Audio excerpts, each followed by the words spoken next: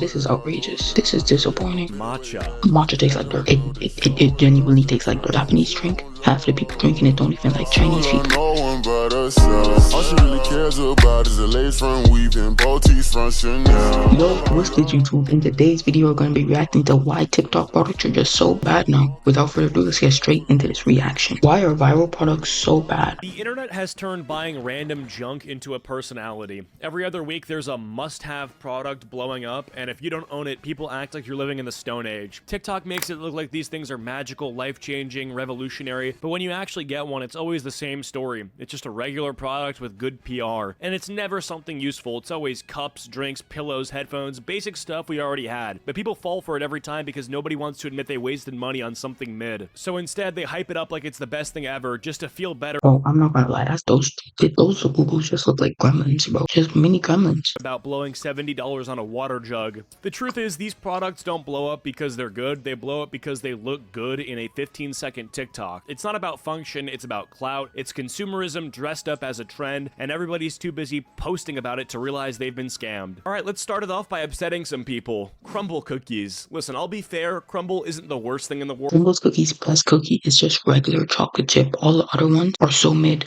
Honestly. Some of the cookies taste alright, but the way that people hype these things up, that's what makes them unbearable. Crumble isn't even about dessert, it's about marketing. The pink box, the weekly flavor drops, the TikTok reviews, it's all designed to make you feel like you're part of an event. When you actually sit down and eat one, you realize pretty quick it's just a cookie.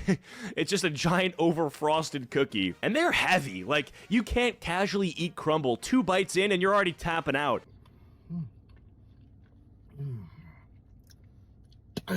Some of them push 700 to 800 calories each. That's not a snack, that's a full meal disguised as a dessert. What usually happens One cookie to Dave Buns. That's all it takes. is you buy a box, you try a couple flavors, you post it on your story, and then half of them end up in the fridge until they harden into hockey pucks. Crumble isn't really a food, it's more of an activity. And the fans that treat the weekly flavors like sneaker drops, you know, oh my god, Fruity Pebble Cheesecake is back. Cool, but it, it still tastes like every other crumble flavor. Sugar, stacked on sugar, with some cereal thrown on top. So, yeah, crumble isn't terrible. I'm not gonna lie, I don't think it's anything that I actually hate more than people that just go with what the general public says.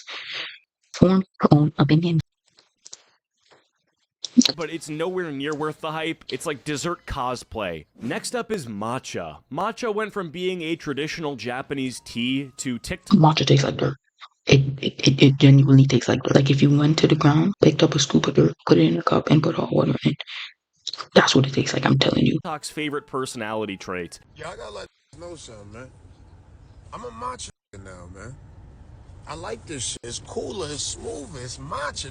Every influencer is holding a $7 green latte like it's liquid enlightenment. And here's the thing, it looks cool in photographs, it looks nice, but the matcha that most people drink tastes like chalky grass. Like, let's be real, half the matcha lovers aren't in it for the flavor, they're in it for the aesthetic. It's the official drink of, I need to look productive in a coffee shop. And the way it's marketed is hilarious. People act like matcha is a miracle potion, you know, it boosts energy, clears your skin, it adds 5 years to your life. Meanwhile, you're drinking 2 scoops of green powder whipped into milk and sugar. Like, that's not skincare. Again, that's just like diet Starbucks. It also got TikTokified into everything. Matcha cake, matcha donuts, matcha ice cream, matcha protein bars. At this point, matcha isn't even tea. It's like a flavor filter that brands slap on products to upcharge you $3. So, like I said, it's like... Despite the fact that it just doesn't taste good. I hate that it's just plastered everywhere and it's been made into everything that it's not, like cookies and ice cream, you know, just let it be tea. Also, we need to stop pretending that it's some divine superfood. You know, most of it tastes like lawn clippings with oat milk. The thing about matcha too is it didn't just become a drink trend, it also downgraded into straight brain rot. Like, people will just say matcha out loud the same way they spam skibbity or Matcha Labubu 24 karat golden Labubu 6-7 skibbity what it is. 6-7. no context, no setup, just random noise to fill space. Like, you'll see a video of someone's cat knocking over a cup, and someone will just write, oh, matcha. Like, again, like, it just means nothing. It's just the internet's new sound button. That's how you know a word has officially died, when it stops being used for its real meaning and starts getting thrown around as noise. It's cooked when matcha went from a tea to a meme to brain rot in under a year. At this point, people don't even drink it anymore. They just yell it like it's an inside joke with the entire internet. All right, next we gotta talk about the Stanley Cup craze. So this was literally just a water bottle, but the internet turned it into a cult. People lining up outside of Target at 6 a.m. like it's the PS5 drop, all for a cup with a handle. Crazy thing is people didn't even put water in it, bro. They know they had soda in them, bro. Same thing with matcha, Japanese drink. Half the people drinking it don't even like Chinese people.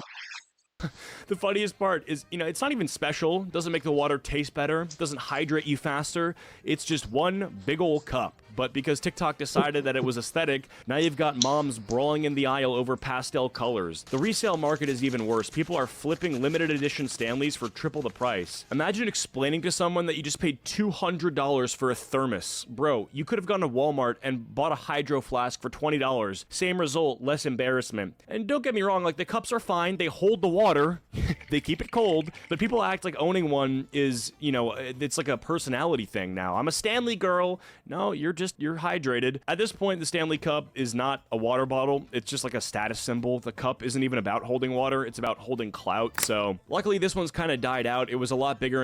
This is outrageous. This is disappointing. This is so cool. Every single color, every single drop, every last dollar of rent money spent on the cup. Died out. It was a lot bigger in 2024, but nonetheless, it was definitely a ridiculous time. And then there's the Labubu, these creepy little goblin dolls that somehow turned into the new status symbol. They started just as collectible toys from Pop Mart, but now people treat them like designer bags. Whole adults are lining up, dropping hundreds, fighting over blind boxes to get a bug-eyed gremlin with fangs. Started posting them, and suddenly everyone's like, OMG, I need a Labubu. Need? Bro, you are 30 years old. Why are you beefing with middle schoolers over a toy that looks like it crawled out of a gas station claw machine? This also has one of the most absurd resale markets. People are flipping these things for hundreds of dollars. Some are going for thousands. Imagine paying fucking rent money for a plushie that looks like a Furby on bath salts. And the collectors act like it's culture. They'll be like, no, you don't get it. It's about the art. No, bro, you're gambling on blind boxes until you finally pull the rare one. It's not art. It's like Pokemon cards for cornballs. Labubus aren't cute. They aren't luxury. They aren't culture. They are overpriced gremlins that TikTok convince you to worship. This product— I don't understand it though. It's such an ugly thing. Like, no one's gonna look at that and say, oh my gosh, that's tough. That's tough. If anything is creeping people out, definitely creeping people out. might have had one of the fastest deaths I've ever seen, though. Like, the hype died so fast on these. For a month straight, they were everywhere. Blind boxes were sold out instantly. Resellers were charging crazy money for them. People were clipping them to their bags like trophies. But just as fast as it blew up, it vanished. Nobody cares anymore. You don't see the posts. You don't see the lines outside Pop Mart. And those rare ones that people spent hundreds on, they are collecting dust on the shelves. It's the same life cycle as almost every overhyped product. They skyrocket because TikTok and then crash the second the next shiny thing comes out. Labubu went from the Grail collectible to a random plushie in record time. Now let's talk about Prime. We got Prime, boys. We got Baseball Prime is horrible. That drink is so bad, bro. I don't understand when people say they like it. I don't understand nothing about it. Prime is so buns. Prime. We got Prime, boys. We got Prime. Now listen, let's be real, Prime is dead, but when it launched, it was everywhere. Kids were hoarding it, stores were selling out, people were paying scalper prices for plastic bottles of candy water. Logan Paul and KSI had half the world convinced that Prime was the second coming of Gatorade, but now, nobody cares. The shelves are full. I've never seen kids so excited for a drink. A drink. The only people still drinking it are middle schoolers who think that the ice pop flavor makes them athletes. And honestly, it was never that good to begin with. Every flavor tasted like liquid Jolly Ranchers. You drink half a bottle and instantly feel your teeth start dissolving. It wasn't hydration, it was just influencer juice. The label might have said hydration drink, but the ingredient list said pre-diabetes in a bottle. The funniest part was the resale craze. People were paying $20 to $30 a bottle during the peak. Imagine telling your kids that you spent sneaker money on a Logan Paul Kool-Aid. This thing was a total fad, and now it's sitting in clearance aisle right next to Bang Energy. Alright YouTube, thank you so much for watching this video, and I hope you guys did enjoy. Watch another one and see y'all in the next video on this channel. Bye, Gwen.